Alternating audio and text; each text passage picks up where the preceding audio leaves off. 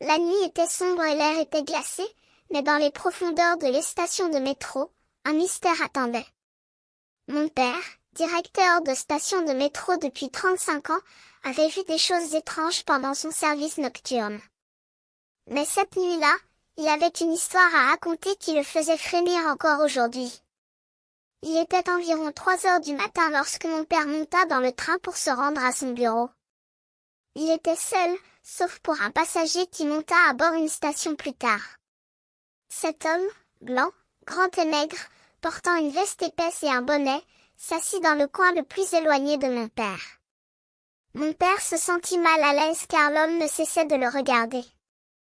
Lorsqu'arriva le moment pour mon père de descendre, il s'approcha de la porte de son bureau, la déverrouilla et regarda derrière lui. L'homme en veste faisait les 100 pas à environ 15 mètres de là. Mon père entra dans son bureau, ferma la porte à clé et s'assit à son bureau. 5 minutes plus tard, quelqu'un essaya de tourner la poignée de porte. Mon père appela qui c'était et ils répondirent « Je veux parler ». Mon père leur dit de partir, mais l'homme ne se déplaça pas. Il frappa doucement pendant 5 bonnes minutes avant de s'arrêter. Mon père sortit les écrans de la caméra de sécurité et pointa la caméra vers la porte de son bureau. Il vit l'homme en veste et bonnet qui portait une veste épaisse et un bonnet. Mon père pensa que c'était le type du train, car cette gare était toujours vide à ce moment-là. Il sortit la caméra et l'homme s'éloigna. Mon père vérifia la caméra pour s'assurer que l'homme n'était plus là et se dirigea vers la station suivante. Il monta dans le train et vit l'homme qui portait une veste épaisse et un bonnet assis dans la même voiture que lui. Mon père essaya de détourner le regard et faire semblant de ne pas le remarquer, mais il savait que l'homme le regardait. Mon père finit par regarder l'homme en retour, faisant un léger signe de tête, un sourire et une sorte de tentative de trêve avant de détourner le regard à nouveau. L'homme le regarda pendant tout le trajet jusqu'à la station suivante, mais mon père ne le regarda plus jamais après la première fois. Mon père ne comprit pas pourquoi l'homme le suivait et il était trop effrayé pour essayer de le stopper. Il craignait que l'homme soit armé et qu'un seul petit mouvement puisse entraîner la mort. Le train s'arrêta à la station suivante et mon père sortit à la hâte, regardant constamment par-dessus son épaule. L'homme du train le suivait. Mon père trouva un Wendy's ouvert et entra à l'intérieur, s'assit et regarda l'homme qui le suivait s'approcher de la fenêtre, puis se retourner et traverser la rue.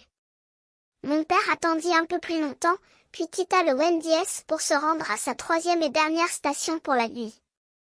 Il vérifia la caméra pour s'assurer que l'homme n'était plus là et se dirigea vers son 3e bureau. C'est là qu'il attrapa l'homme du train qui faisait les 100 pas à l'extérieur de son bureau, environ 30 pieds de lui. L'homme s'arrêta, leva les yeux vers la caméra et regarda pendant pas moins d'1 minute avant de baisser la tête et de sortir de la station. Mon père ne savait pas s'il avait été suivi après avoir quitté le Wendy's, mais cela aurait du sens. L'homme était clairement perturbé, peut-être sans abri ou dangereux, et qui sait ce qu'il voulait vraiment de mon père. Maintenant, vous vous demandez peut-être pourquoi mon père n'a pas essayé de forcer l'homme à reculer. Malgré sa taille intimidante, mon père était un ours en peluche, pas d'aboiement ni de morsure. De plus, il craignait que l'homme soit armé et qu'un seul petit mouvement puisse entraîner la mort. Mon père et moi, nous étions à New York, près de Noël, lorsque nous avons décidé de partir vers 2 heures du matin. Nous avons monté dans le premier train que nous avons pu prendre, comme prévu, il était vide. Nous étions plutôt sobres à ce moment-là, puis il y eut une agitation soudaine dans le wagon suivant. Nous avions jeté un coup d'œil à travers la vitre entre les wagons et nous avons vu 2 hommes cagoulés ou adolescents debout odieusement près d'une femme assise sur un siège qui criait à l'aide. Je suggérais que nous allions leur botter le cul, mais comme mon ami et moi avons regardé de plus près, nous avons vu qu'ils étaient armés de pistolets. Je poussai tous mes amis pour aller dans le wagon suivant, loin des hommes armés. J'ai jeté un coup d'œil en arrière et j'ai vu l'un des hommes nous pointer du doigt avant de commencer à nous suivre. Nous avons traversé au moins 3 wagons différents avec les hommes qui nous suivaient avant que le train ne s'arrête finalement à la station suivante. Nous avons tous réservé par l'ancienne gare jusqu'à l'endroit le plus proche où nous pouvions nous cacher. J'ai été séparée de mes amis, alors je suis allée me cacher derrière une poubelle. Je pouvais maintenant mieux les voir. L'un était noir, l'autre indien, et ils avaient tous les deux l'air très jeunes. J'étais sûre qu'ils essayaient seulement de nous voler jusqu'à ce que j'entende l'un d'eux dire, « Si vous les trouvez, tuez-les. » J'espère que vous comprenez pourquoi. J'ai failli révéler ma position en entendant cela avec un halètement et j'ai failli entraîner la poubelle avec moi en retournant me mettre à couvert. J'ai couru dans la direction opposée des deux et j'ai rapidement rattrapé mes amis qui me faisaient signe de venir derrière un grand poteau. Je me suis mis à couvert avec eux derrière un autre poteau non loin de celui-ci et nous avons attendu ainsi longtemps que nous le pensions nécessaire. Le grand choc de cette histoire a cependant été lorsque nous avons aperçu la femme du train que nous pensions menacée par les deux hommes qui marchaient dans la direction des hommes et qui criaient « Où sont-ils ? Ne me dites pas que vous ne les avez pas eus ?» Elle réapparut de l'autre côté du tunnel, marchant vers la femme, et nous avons compris qu'ils voulaient nous faire fuir. Nous avons appelé la police et signalé ce qui se passait, mais je n'ai aucune idée s'ils ont jamais été attrapés. Je suis Dani, j'ai 22 ans et c'est l'expérience la plus horrible de ma vie.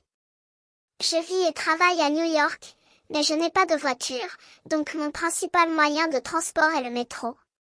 C'était un samedi soir, je rentrais chez moi après une fête au milieu de la nuit, et je faisais cela environ une semaine sur deux. Je descendis les marches, entrai dans le métro sans âme qui vive, et c'était toujours un peu effrayant. Cette station spécifique était très espacée, et pendant que je marchais, j'avais presque l'impression d'être surveillée ou suivie avec le bruit occasionnel de type bang écho émis d'un endroit inconnu. Je me suis assis sur un banc et j'ai attendu. C'est quelque chose tout droit sorti d'un film d'horreur. J'ai entendu exactement cette phrase. Il y avait quelqu'un debout sur les rails à l'intérieur du tunnel, sortant sa tête et me regardant.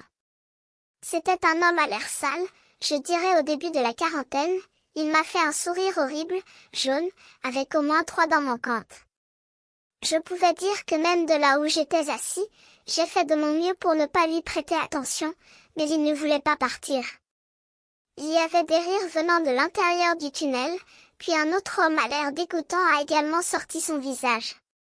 Cet homme m'a fait un sourire méchant aussi avant de me dire « Venez traîner avec eux dans le tunnel ». La façon dont ils me regardaient, bien que leurs yeux ne bougeaient même pas, c'est comme si leur regard était fixé sur moi. J'ai recommencé à faire de mon mieux pour les ignorer et juste attendre la pluie. Je me suis levée, prêt à monter dans le train, mais lorsque je me suis approchée du bord du quai, j'ai failli vomir à la vue des deux hommes qui retournaient dans le tunnel, mais le deuxième homme à l'arrière tenait quelque chose dans sa main. Une tête, juste une tête comme une tête décapitée. Ils ont disparu de la vue sur le côté du tunnel lorsque le train s'est arrêté. Je suis montée dans la première voiture avec l'intention d'avertir le conducteur, mais au plus tard après avoir quitté la gare, je ne voulais plus y rester une seconde de plus. Le train a commencé à bouger, et j'ai vu des jambes descendre les escaliers jusqu'au quai, mais c'était tout.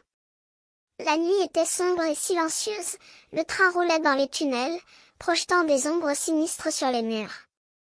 Je me tenais à la fenêtre, essayant de me ressourcer de la longue journée de travail, lorsque je vis quelque chose qui me fit frémir. Un groupe d'hommes, recroquevillés contre la rambarde, me regardait droit dans les yeux, leur visage émacié éclairé par la faible lumière du tunnel. J'eus l'impression qu'ils me scrutaient, comme s'ils essayaient de percer à jour mon âme. Je frappai à la porte du conducteur comme un fou, criant que c'était une urgence. Il ouvrit, et je lui expliquai ce que je venais de voir. Il me regarda avec une expression de surprise et de soupçon, mais il comprit l'urgence de la situation. Il prit son téléphone et appela un responsable de la gare, ainsi qu'un autre supérieur de l'entreprise. Je suis sûre qu'il a contacté les autorités compétentes ou la sécurité, mais ce qui m'importait, c'est que mon arrêt prenait une éternité. J'avais l'impression que le temps s'arrêtait, que le monde entier s'arrêtait de tourner pour regarder ce qui se passait dans ce tunnel. Enfin, le train s'arrêta, et je sautai hors de ma place pour rejoindre les secours. Je me sentais comme si je venais de sortir d'un rêve, comme si je m'étais réveillée d'un cauchemar. Je regardais autour de moi, cherchant à comprendre ce qui venait de se produire. Les policiers et les pompiers accouraient, leur équipement électronique émettant des éclairs de lumière dans le tunnel sombre. Je ne pus pas attendre pour quitter le train, je devais me rendre à une fête chez un ami. Mais je décidai que ça valait la peine de faire la longue marche supplémentaire jusqu'à la station suivante. Je ne savais pas si des choses bizarres arrivaient souvent dans le métro la nuit, mais après cette expérience, je compris que je devais être extrêmement prudent dans un endroit isolé comme une station de métro tard le soir. Je me sentais comme si j'avais traversé un seuil, comme si j'avais pénétré dans un monde inconnu. Je regardais derrière moi, et le train disparut dans les ténèbres, emportant avec lui les secrets de la nuit. Je continuai ma route, mais je ne pouvais pas chasser le sentiment que je venais de faire quelque chose de différent, que je venais de franchir une frontière invisible.